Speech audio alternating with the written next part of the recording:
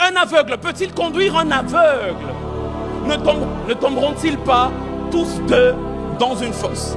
Ici, les deux sont dans un même état, mais ne sont pas dans une même position. Il dit un aveugle peut-il conduire un aveugle? L'état, c'est qu'ils sont tous deux aveugles. Mais ils ne sont pas dans une même position parce qu'il y a un qui conduit l'autre. C'est-à-dire, malgré qu'ils soient tous aveugles, il y a un qui est leader et un autre qui est suiveur. Je vais le dire dans le terme de notre conférence, malgré qu'ils soient tous deux aveugles, il y a un qui est père, un autre est fils. Et quand le père est aveugle, il conduit le fils dans un trou. J'aimerais parler à un père et lui dire, un père ne peut pas être aveugle. Un père doit savoir où il conduit son fils. Et quand je réfléchissais sur ça, j'ai retenu 3 cas de figure. 3 cas potentiels de figure en termes de cécité et de conduite. 3 cas de figure. Donc il y a un aveugle leader, le père, il y a un aveugle suiveur, le fils. Et le Seigneur a commencé à me faire comprendre le premier cas. Il dit, dans la nuit pendant que je suis en train de réfléchir, il dit, quand un suiveur est aveugle, c'est pas très grave. S'il a un leader, un père qui voit, il peut quand même arriver à destination. Le texte que je vais vous donner, c'est Marc chapitre 8, verset 22. La Bible déclare, on apporta un aveugle vers Jésus et on le pria de le toucher.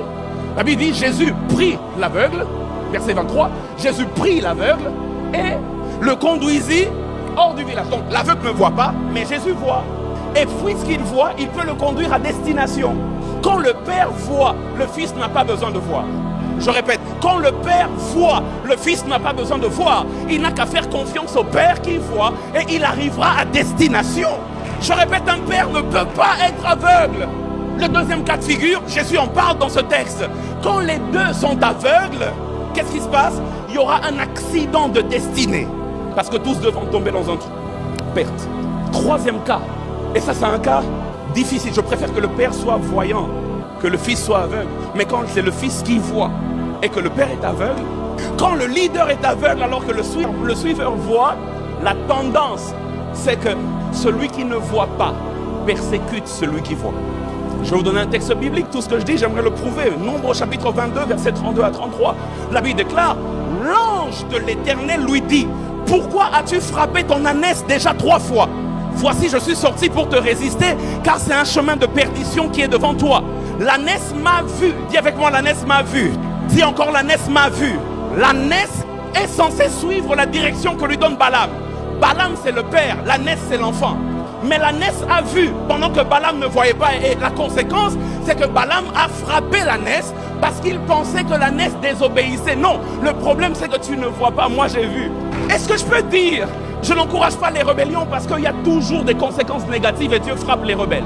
Mais est-ce que je peux dire que certains coups que reçoivent certains enfants, c'est pas par rébellion, mais c'est parce que le père ne voit pas ce que le fils voit. Et il commence à frapper l'ânesse, mais l'ânesse voit alors que le père, il voit pas. Y a-t-il un Ivoirien ici? Quand un père ne voit pas, c'est une tragédie. Quand sa vision, et certains pères, leurs visions sont limitées à eux-mêmes. Et quand un père a une vision limitée à lui-même, il ne sait pas voir son fils dans 5 ans. Il ne sait pas voir son fils dans 10 ans. Il n'a pas de projet. Et je ne le dis pas parce qu'il est là, mais j'aimerais vous dire, l'apôtre Roland Delon, il y a même des choses, Pasteur Mehdi le sait, il y a même des choses que nous on ne voit pas, lui il voit pour nous. Et puis il va te dire, fais ceci, fais cela, et tu avances. C'est-à-dire que le père, pendant que la brebis dort, il va trouver les pâturages. Et puis il revient, il dit à la brebis, c'est là-bas qu'on va aller. Et je ne parle pas seulement d'avoir un don de vision pour rêver et voir ce que ton fils sera, mais j'ai d'avoir un sens de planification, un projet pour l'enfant. Quel est le projet que tu as pour les enfants qui sont autour de toi? Ça fait 5 ans, 10 ans, ils sont au même niveau. Ils n'ont jamais évolué. Il y a un problème de vision de la part du père. Quand un père a une vision limitée à lui-même, il se fatigue et il fatigue les fils qui sont autour de lui.